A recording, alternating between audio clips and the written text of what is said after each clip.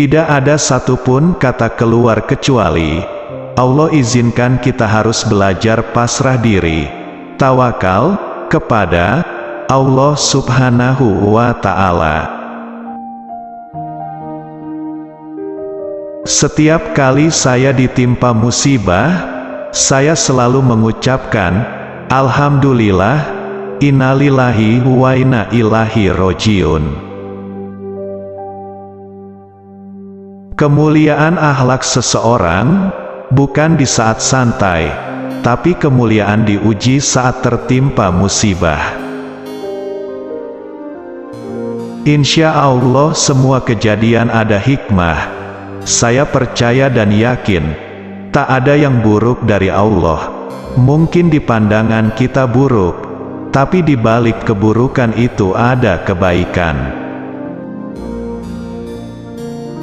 Saat dicaci di media sosial, saya sampaikan, terima kasih banyak, nasihat Anda sangat berarti bagi saya. Kebahagiaan itu ibaratnya kupu-kupu, jika kau mengejarnya, ia melarikan diri darimu. Tapi jika kau duduk dengan tenang, ia akan turun ke tanganmu. Maka, bersabarlah karena sabar itu indah. Saya punya prinsip hidup, orang yang punya salah kepada saya, akan saya doakan semoga Allah mengampuninya. Namun ketika saya punya salah, saya berdoa, ya Allah, ampunilah saya. Islam mengajarkan kalau tidak bisa membalas sesuai, tidak berlebih-lebihan, lebih baik diamkan, lebih baik lagi sabar, lebih baik lagi ikhlaskan, lebih sempurna lagi maafkan. Tidak cukup kita hanya berbicara dan retorika dalam mengungkapkan cinta, tapi wujudkanlah dalam perilaku. Hidup dan mati adalah satu utas, garis yang sama dilihat dari sisi yang berbeda.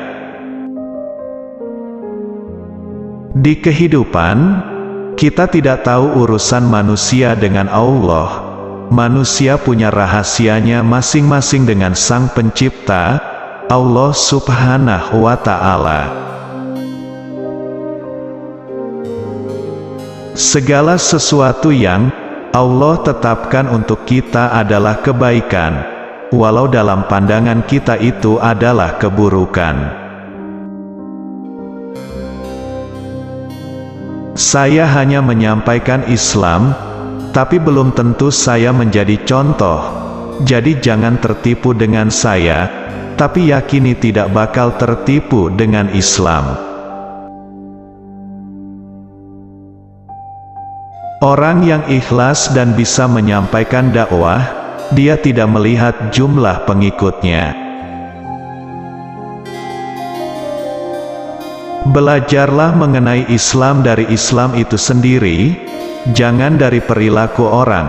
Saya sendiri belum tentu menjadi contoh, tirulah Nabi Muhammad Sallallahu Alaihi Wasallam. Jangan pandangi perempuan yang belum berhijab, jangan pandangi dia buruk. Barangkali dia punya 2 rakaat tahajud di sisi Allah, dan bisa terampuni dosa-dosanya. Jangan memberitahu siapapun tentang maksiatmu karena 2 sebab. Pertama, karena maksiat bukan untuk dibanggakan. Kedua, karena manusia tidak akan melupakan keburukanmu, walaupun kau telah bertobat. Jika kamu merasa sangat nyaman, aman, dan tanpa rasa takut di kediamanmu, apalagi yang kamu harapkan selain itu? Atau kamu ingin mengambil lautan yang penuh dengan harta? Ucapkanlah puji dan syukur kepada Allah Subhanahu wa Ta'ala atas kebahagiaan yang kamu miliki, dan akuilah nikmat tersebut dengan pengakuan yang tulus. Tidak ada sesuatu yang terjadi kebetulan, semua dituntun atas izin Allah. Kaca yang pecah suaranya akan langsung hilang, dan meninggalkan serpihan kaca yang melukai siapa yang menyentuhnya. Begitu juga perkataan yang melukai hati, akan cepat hilang suaranya, tetapi hatinya terluka untuk waktu yang lama. Hidup tidak akan berhenti, Allah Subhanahu wa Ta'ala akan mengiringinya dengan kelembutan dan rencananya, dengan harapan yang baru dan tekad yang tidak pernah hilang.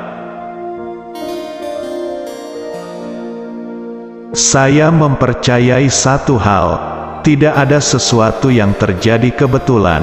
Seperti kata Umar bin Khattab bahwa kita lari dari takdir ke satu takdir lainnya.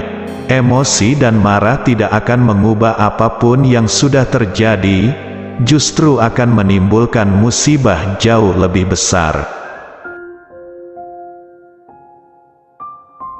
Hidup itu jangan pernah sungkan untuk menerima masukan orang dan meminta maaf. Seingat saya selama di Indonesia, saya tidak pernah menyakiti siapapun, dan agama manapun. Bila yang ditimpa musibah adalah orang yang kita cintai, maka kita akan mengatakan bahwa itu penghapus dosa. Bila yang ditimpa musibah adalah orang yang kita benci, maka kita akan mengatakan bahwa itu hukuman dari Allah Subhanahu wa Ta'ala. Berhati-hatilah dari menghukumi takdir kala Subhanahu wa Ta'ala sesuai hawa nafsu kita. Apa yang ada di hati, sama dengan yang diucapkan lidah. Banyak orang mengaku cinta Nabi, tapi apakah perilakunya seperti Nabi? Hati akan mati tanpa Al-Quran, hati akan keras jika tidak diobati dengan Al-Quran. Hati juga tidak akan bahagia kecuali dengan Al-Quran. Maka jadikanlah Al-Quran sahabatmu yang selalu menemani. Sungguh Al-Quran ini memberi petunjuk ke jalan yang lurus. Semua langkahmu, jadilah Nabi Muhammad Sallallahu Alaihi Wasallam.